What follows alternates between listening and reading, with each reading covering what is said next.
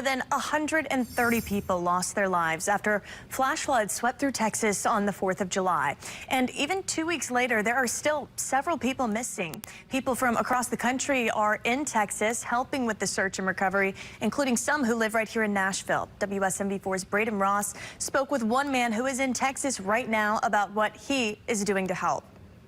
Till you just see where, what happened. It changes your perspective from just pictures.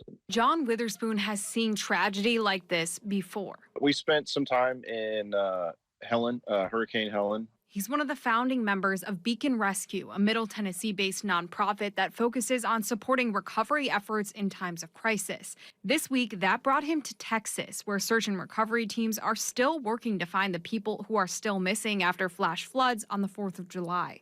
We're finding things high in trees that you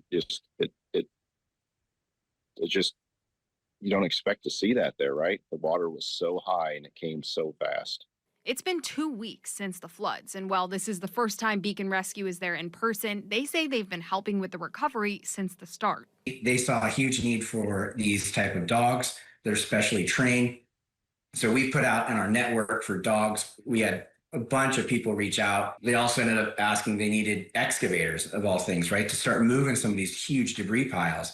So we were able to source large excavators and get them over to them as well. Most of the members of Beacon Rescue have military or first responder backgrounds themselves and have helped with disaster recovery before. Scenes like that they're so chaotic and they're so enormous that if you let it can overwhelm you pretty quick. So when a call came saying the water had risen again and Texas needed boats to continue searching for victims. 14 hours to get here, and then went to work Thursday. They've been working since. Witherspoon says his time in Texas has been filled with nothing but gratitude, even from the people who are suffering the most. It's incredible. They're thanking us, and they're going through this. In Nashville, Braden Ross, WSMV4.